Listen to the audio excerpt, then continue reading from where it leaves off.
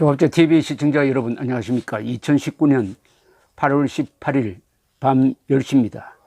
김진태 자유한국당 국회의원은 오늘 오전 내일까지 조국 씨가 혐의를 해명하지 않을 때는 고발하겠다 하는 최후 통첩성 트위터를 날렸습니다.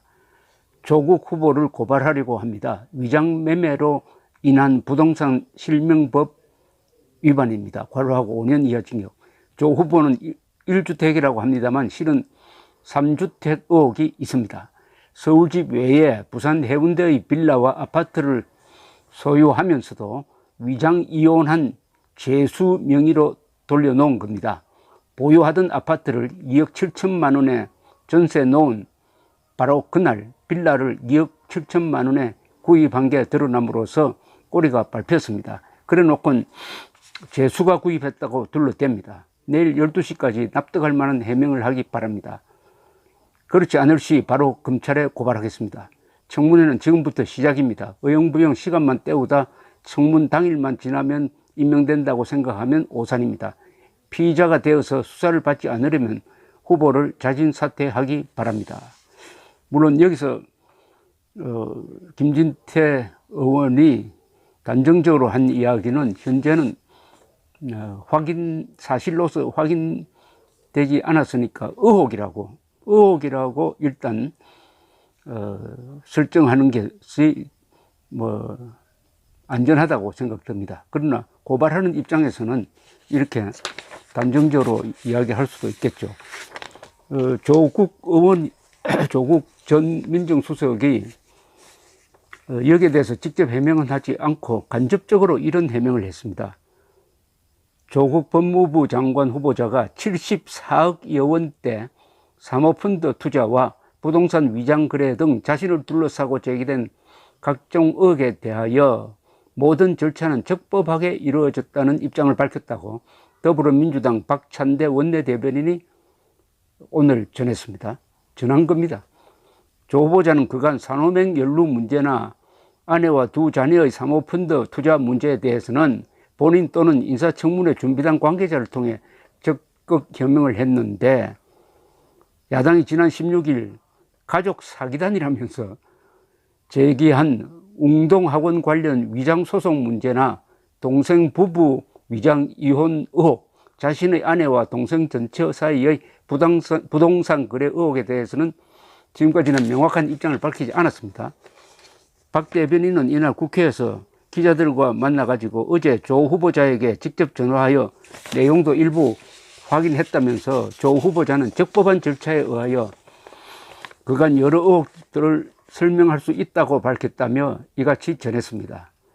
박 대변인은 다만 조 후보자가 국민 정서상 조금의 괴리가 있는 부분에 대해서는 인정했다고 했습니다.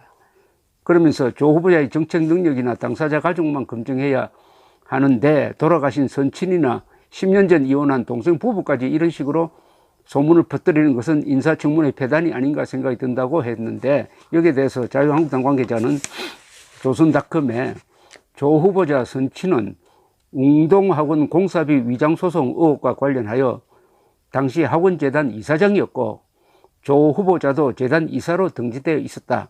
조 후보자 아내 역시 동생 전처와 여러 건의 부동산 거래를 한 사실이 드러난 만큼 당연히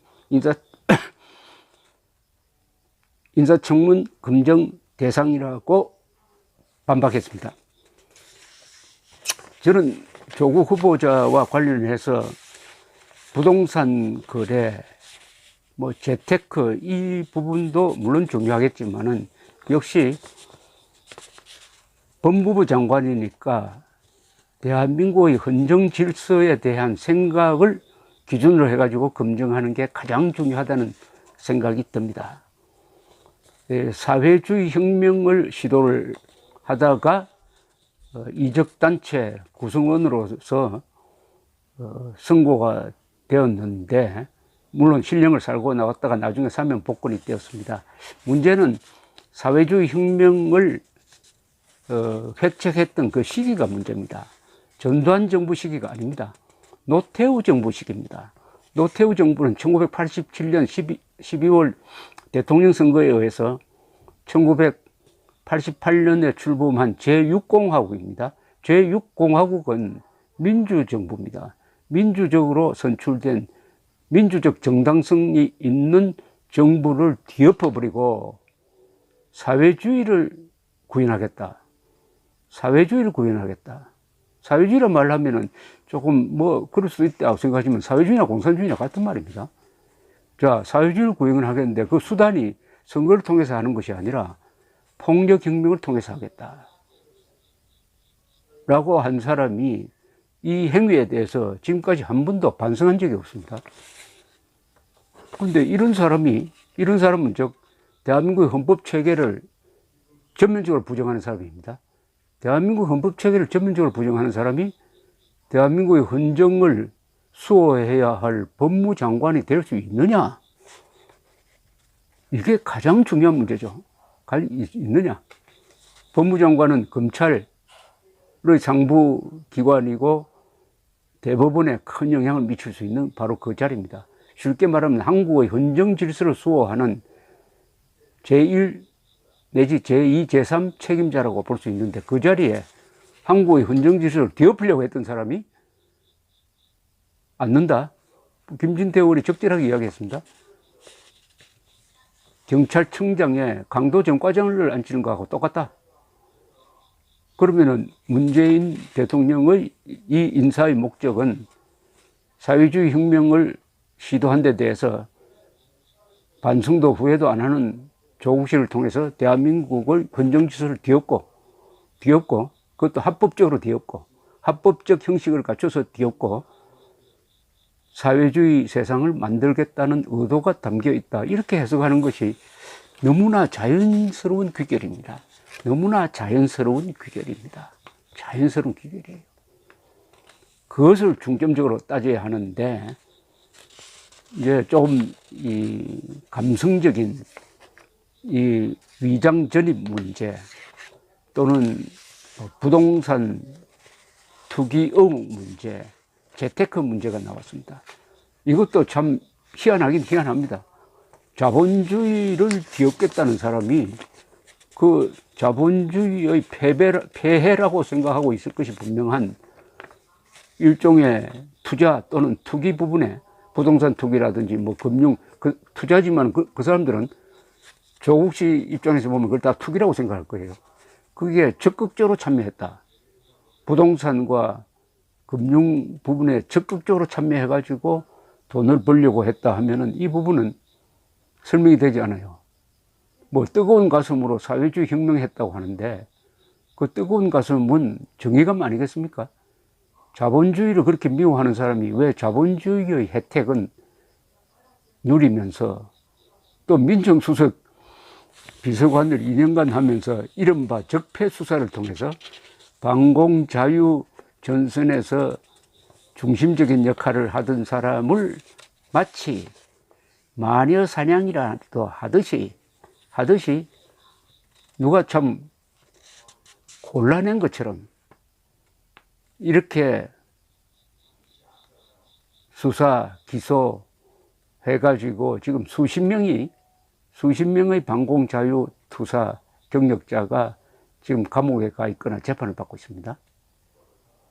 그 명단을 쭉 놓고 보면은 한국의 좌파 세력이 싫어하는 사람일 뿐만 아니라 김정은이가 제일 싫어하는 사람 명단을 고른 것처럼 고른 것 같은 느낌이 들 정도입니다. 그런데 이 사람이 또 재테크에도 아주 관심이 많았다. 그리고 수많은 논문 표절 의혹이 있습니다. 그럼 학자로서, 한 인간으로서, 한 공직자로서 또는 자기가 젊었을 때 꿈꿨던 하나의 혁명가로서 정직성이 있느냐는 겁니다. 정직한 사람이냐? 혁명가로 정직한 사람이냐?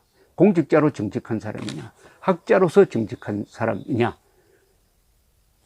하는 게 결국은 근원적인 문제겠죠. 그게 정직과 성실성 그리고 교양입니다. 교양.